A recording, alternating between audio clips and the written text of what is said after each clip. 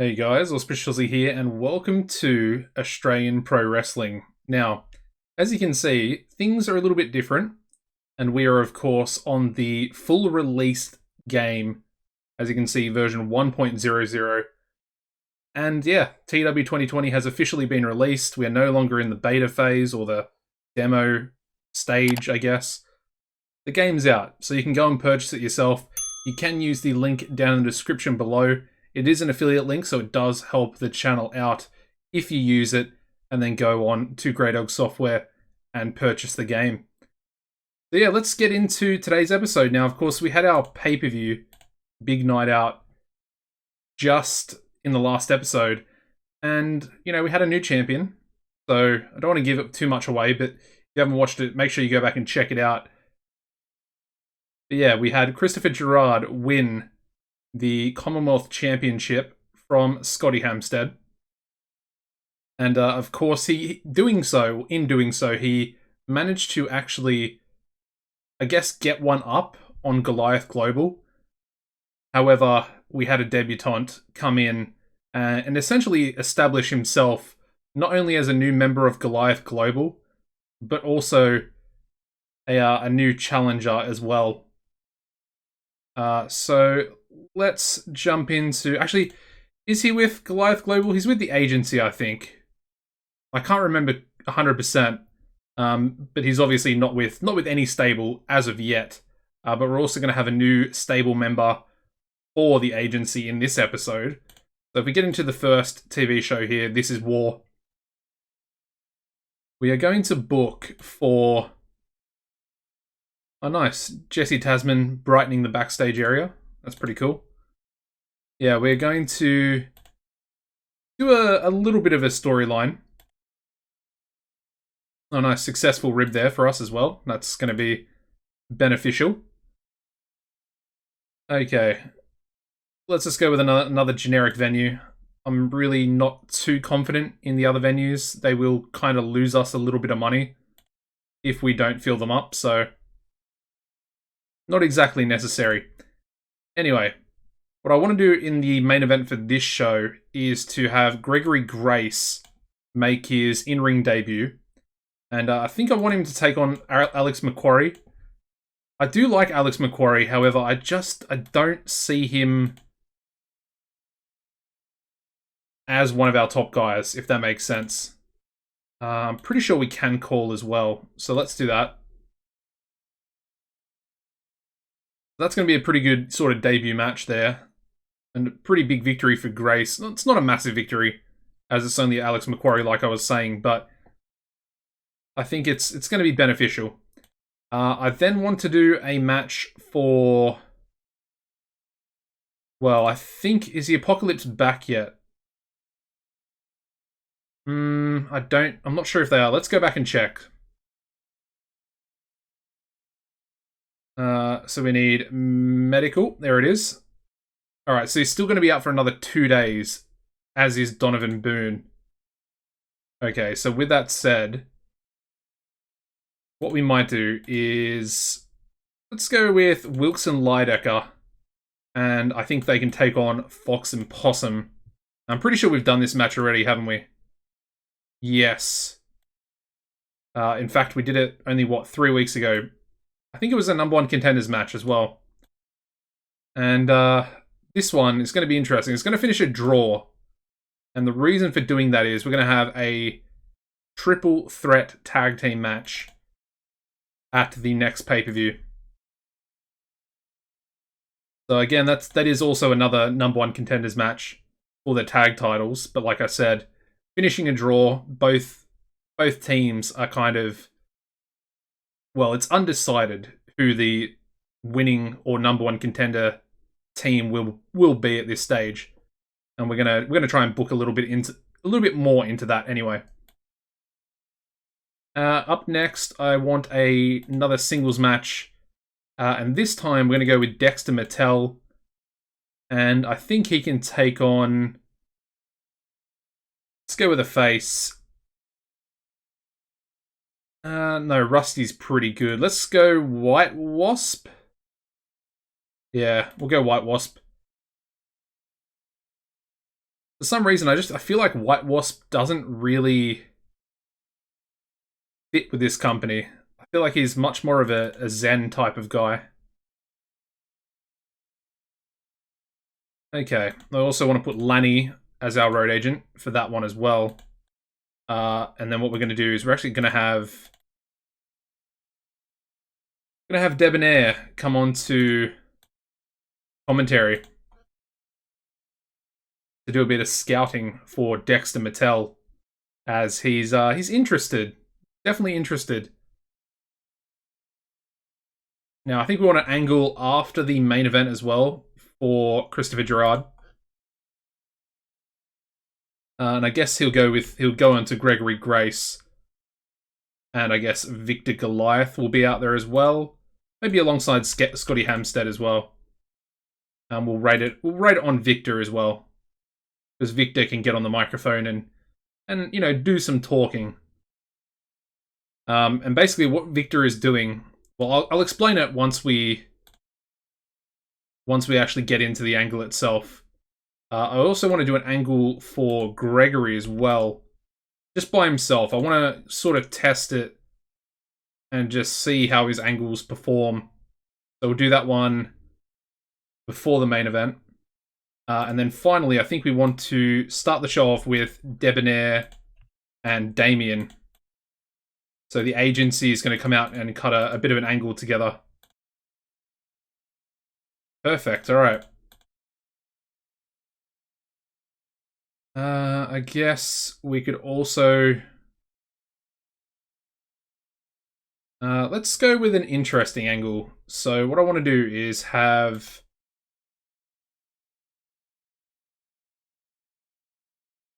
Yeah, let's have Surfer Dude Lucas, and he's going to have a bit of a confrontation with Massacre, and Massacre's basically going to attack him backstage.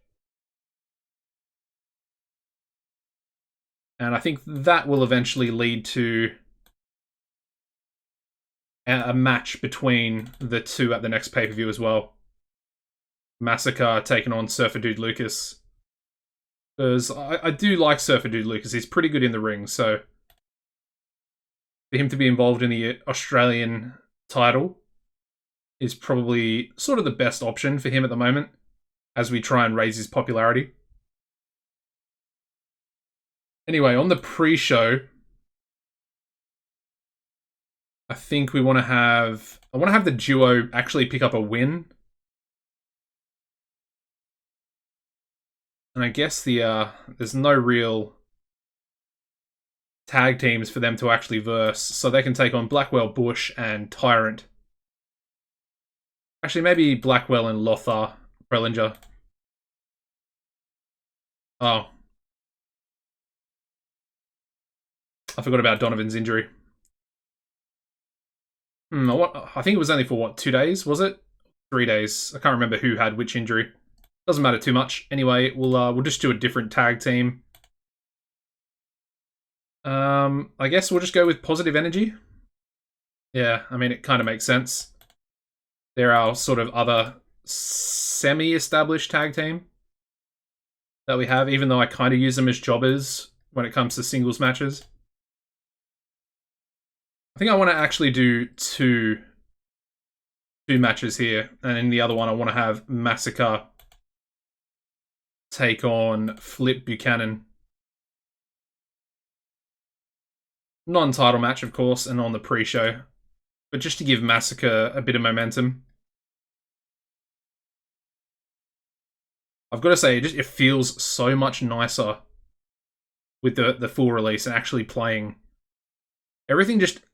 I have to give them credit, because I was pretty upset. I don't want to say upset, but I was disappointed with TEW 2020, the demo, or the beta, whatever you want to call it, with the way the graphics and the sort of default skin looked. And credit where it's due, they've done an amazing job to turn it around. Kind of makes you wonder why it was so bad in the first place.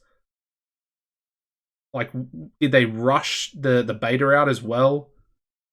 Because, I mean, they've done all this in essentially, what, 2 weeks? 3 weeks, I guess, 2.5? From the proper release of the beta. And it's just, it almost looks like a totally different game, whereas it's not. It's essentially the same, but just the graphical changes, just incredible. And I could actually see myself playing the default skin for the entirety of the game, which is something I couldn't say about 2016. Obviously, I had to, even at the start of 2016, I had to implement the letter grades because it was almost unbearable.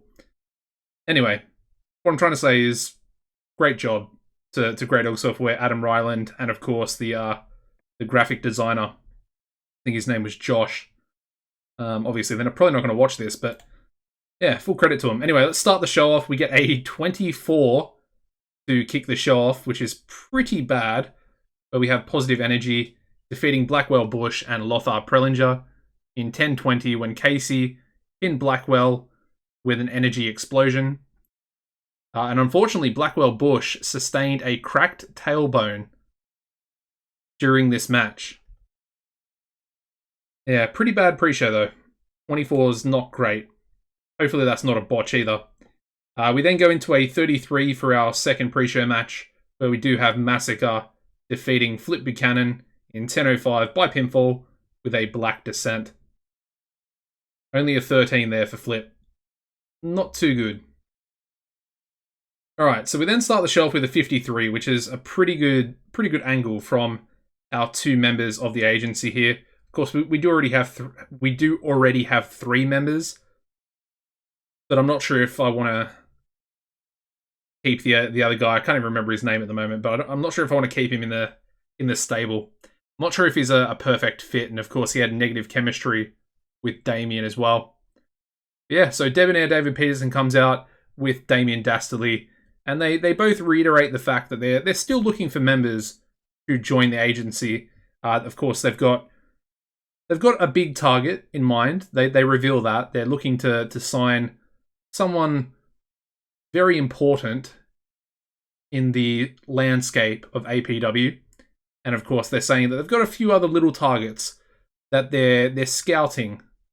And of course, that leads us into this match, which gets a 36, where we have Dexter Mattel defeating White Wasp in 9:41 by submission with an STF. And of course, we do have Debonair on commentary, scouting Dexter Mattel, possibly looking to sign him to the agency. We then go into a 43, where we have that angle where, well, it's essentially a promo from Surfer Dude Lucas backstage. I think we kind of established in the comments section of episode 5 that Surfer Dude Lucas essentially has his own fake beach set backstage in APW, where he has his surfboard. You know, there's sand everywhere. A big sand castle is essentially next to him as he's cutting these promos. So, yeah, Massacre finds him backstage on his set as he's cutting a promo, and basically just beats the ever-living crap out of him, and destroys his sandcastle or something like that. Something pretty trivial, but pretty, I guess, kind of almost like a bully, you would say, from Massacre here. Yeah, I mean, that's a pretty good angle. 43 is not bad, considering Surfer Dude is relatively new and not very over. Alright, we then go into the number 1 contenders tag team match, which gets a 40. That's actually pretty good. That's higher than I kind of thought it would be. But we do have Wilkes and Lydecker drawing with Fox and Possum in 10:27, following a double countout where all 4 members are outside the ring. And the referee just counts them out. And like I said, we don't have a solidified number 1 contender tag team for Samoan Demolition as of yet. Alright, we then go into a 46, which is impressive for a first promo from Gregory Grace. Of course, he's confronted Christopher Gerard just after winning his Commonwealth title. And, got his debut match, which gets a 50. That's a very solid main event. And of course, we do have Gregory Grace defeating Alex Macquarie in 14:40 by pinfall with a graceful exit. Yeah, just a really, really good match. 47 in-ring there from Gregory. And then finally, we get a 60 rated angle where we have Christopher Gerard basically confronting Gregory Grace and asking him, you know, what is your motive behind coming out during my celebration after I won the title? And then outstorms Victor Goliath alongside, well, Scotty Hempstead alongside him, looking pretty menacing. And of course, Victor says for Scotty, he's essentially going to be his mouthpiece, and says that Scotty wants a rematch. He wants the chance to win back his rightful title and become I'm not sure how many time champion, but become a 2-time champion, possibly. I think he might. No, I think it's 2 times. I think he's only won the title once. And then Christopher Gerard says, you know, you're on next week. I'll give you a title shot, give you a rematch. And yeah, so our second show for this episode, it's going to be a Commonwealth title match on TV. All right. We get a 48, which is, I would say, relatively good. I think it's about the same as what the TV's been rating recently, and increasing our popularity in 7 regions in Oceania as well.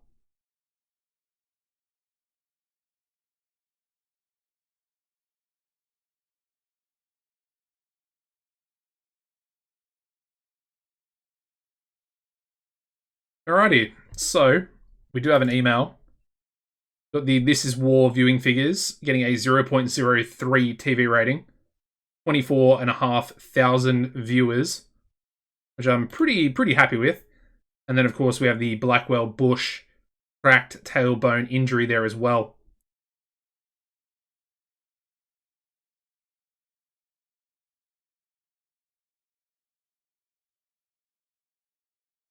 Alright, so let's advance to the end of the month, I think, because I kind of want to see if we're going to make profit or if we're going to make a loss. I'm hoping we don't make a loss, but, you know, there's kind of a possibility that we probably will.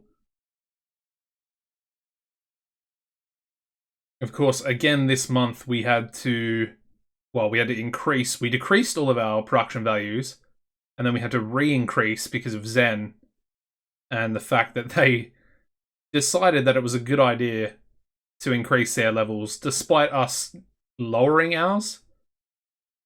Yeah, I didn't really understand that move. And as such, I think it cost us like an extra $1,000 just to get it back to the level that we originally had it at. So that was pretty frustrating, but it is what it is. Interesting. Tommy Cornell, bidding war. His contract must be running out.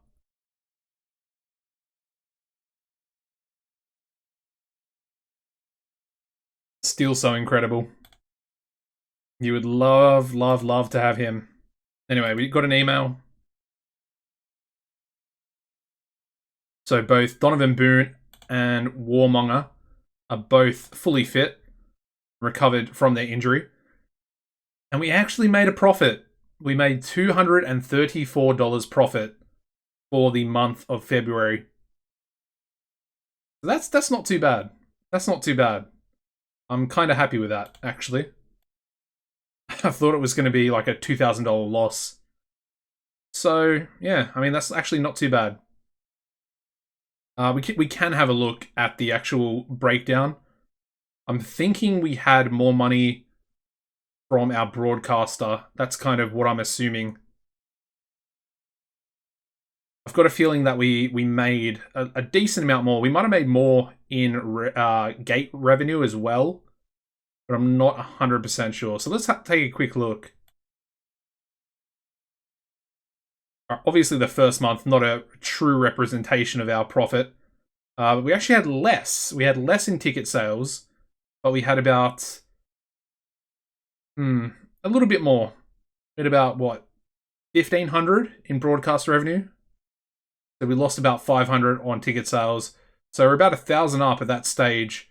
What about another 1,300, 400 in sponsors? and merchandise was about the same. I guess our real downfall was workers, because we spent a lot more money on workers. Yeah. Production, as you can see, the production cost was a lot lower. A lot lower. So, yeah, I mean, that's pretty interesting. Okay, well, let's get into the next TV show. What I really want to do is continue to... Ooh, what's this? Oh, we got Wrestler's Court for King Malietoa. And he's got a small positive impact as well from it, so that's perfect. But we want to continue to, I guess, implement more people into certain stables. And by stables, I pretty much just mean the agency. Again, we'll just go another generic venue. And let's book. So, for this main event, we are going to have the Commonwealth title rematch, Christopher Gerard and Scotty Hampstead.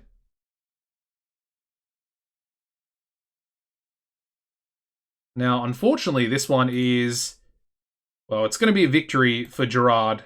However, it is going to be a cheap win. And we're going to be finishing off with a DQ finish as well. Now, what's going to happen is we're going to have an interference from Gregory Grace onto Christopher Gerard. And I'm hoping that's going to finish the DQ.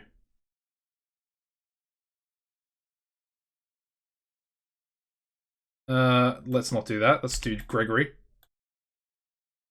Yeah, so I'm hoping that that'll all work together. Anyway, let's also make it an open match. Open called. And I think that's perfect. So there we go.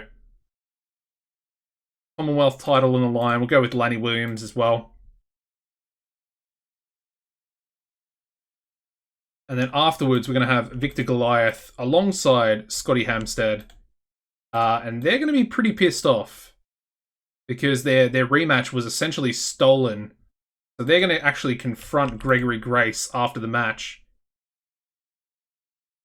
And ask for a bit of clarification onto why, you know, they were trying to sign Gregory Grace, don't forget. Trying to bring him into Goliath Global. And Gregory has kind of screwed Scotty Hampstead over.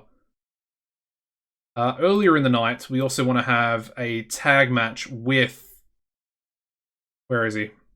Damien Dastardly and Dexter Mattel. So this is gonna essentially be the real test to see if Dexter can essentially join the agency. Once again, we'll also go Debonair on commentary. Just makes sense, to be honest. We don't want Chuck to be the victor. We want Damien to be the victor.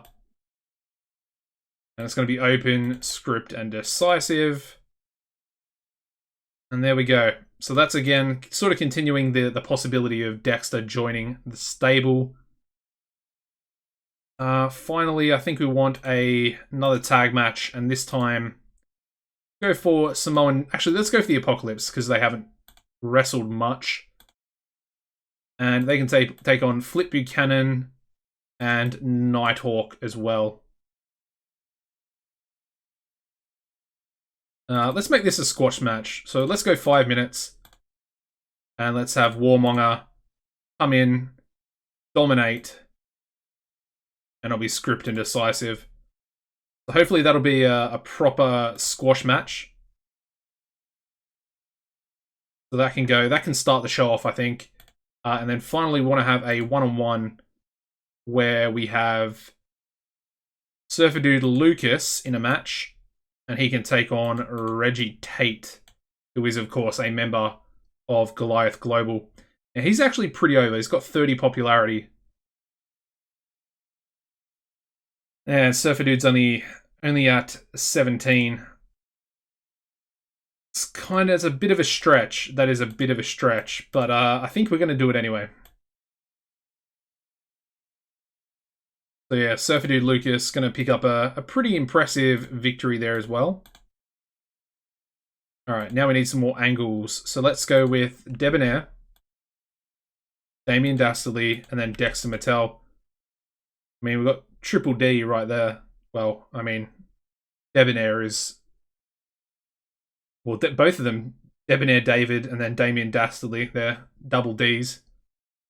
I think we can do entertainment for all three. So let's do all three.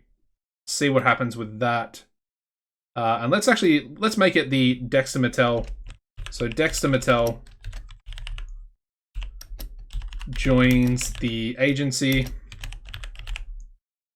I can spell properly. There we go. And we have our newest member of the agency coming in there, but there could be another one coming in very soon as well. So that's going to go after the match. We then want a... Should we go with an Apocalypse angle as well? Let me take a quick look at Fearmonger. Sorry, Hatemonger. Fearmonger. Yeah, I don't even know what I'm talking about. So they do have a little bit of menace. So there's Warmonger as well. I want to check his menace. He's got actually, he can speak on the mic, man. He's really good. So what I think we'll do is let's do an angle for them. And we'll use Sean Quartermain, who is actually their manager. And what he's going to do is essentially be the mouthpiece. And the other boys are just going to be rated on menace. So, Hatemonger and Warmonger. Now, Hatemonger's menace isn't great, but I think it should be enough to play sort of a positive impact on the angle itself.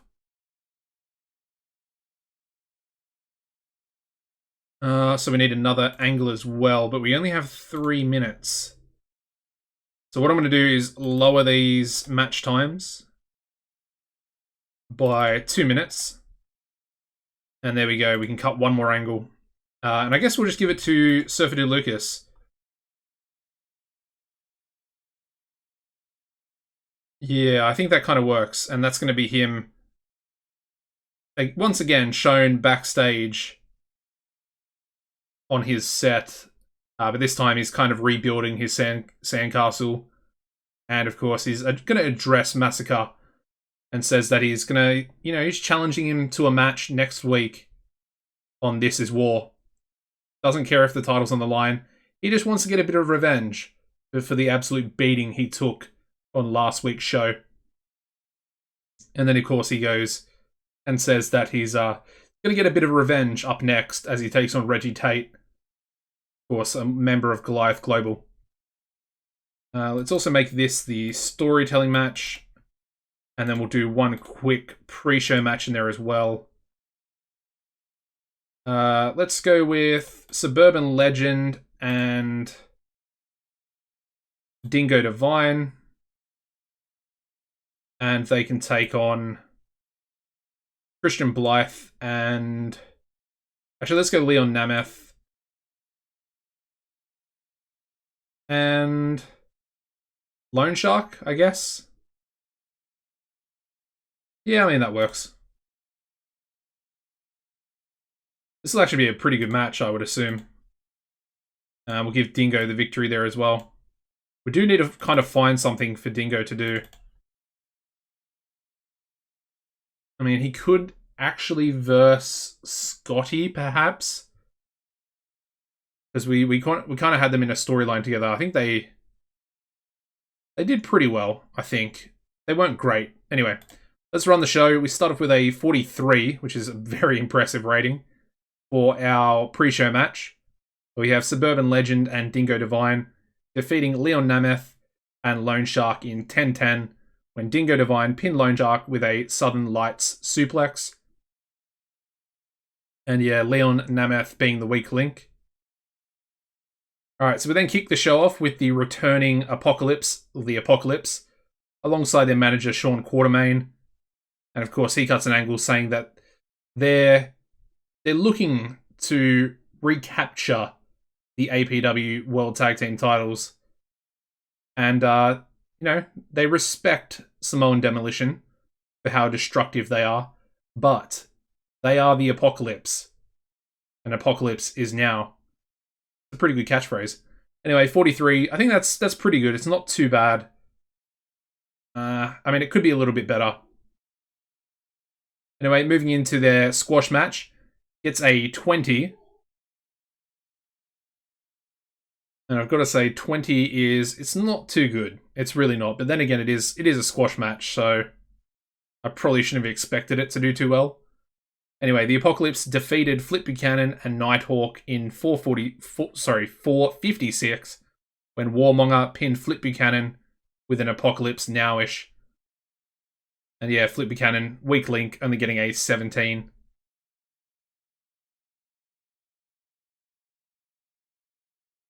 Alright, so we then go into a 38 for Surfer Dude Lucas's angle. Like I said, rebuilding his sandcastle, rebuilding the whole set, really, even though it's only relatively small anyway.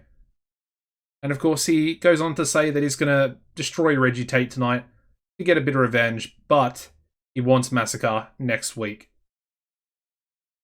His match gets a 37, where we do have Surfer Dude Lucas defeating Reggie Tate in 8:04 by pinfall with a spinning angled slam. Yeah, fairly similar in-ring performances from both of them. And the match kind of did a little bit better than their in-rings, so got to be happy with that.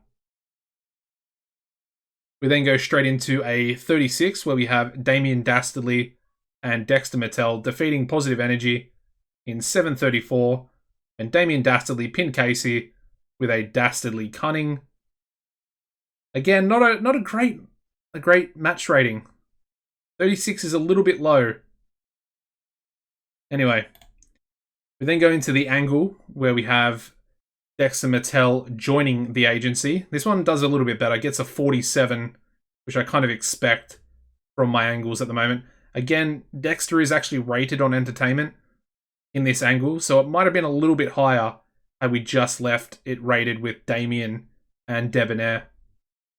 Either way, newest member to the stable, Dexter Mattel, joining the agency. And then finally, we go into our main event, which gets a 60 match rating. That's really probably going to save the show, to be honest. And we have Christopher Gerard defeating Scotty Hampstead in 15:29 when Scotty Hampstead was disqualified when Gregory Grace ran in and attacked Christopher Gerard. And of course, Christopher Gerard makes defense number 1 of his APW Commonwealth title. So yeah, Scotty essentially, I guess it wasn't really the intended outcome for Gregory, but in doing so, he's now pissed off Scotty, and Victor Goliath is pissed, to say the least.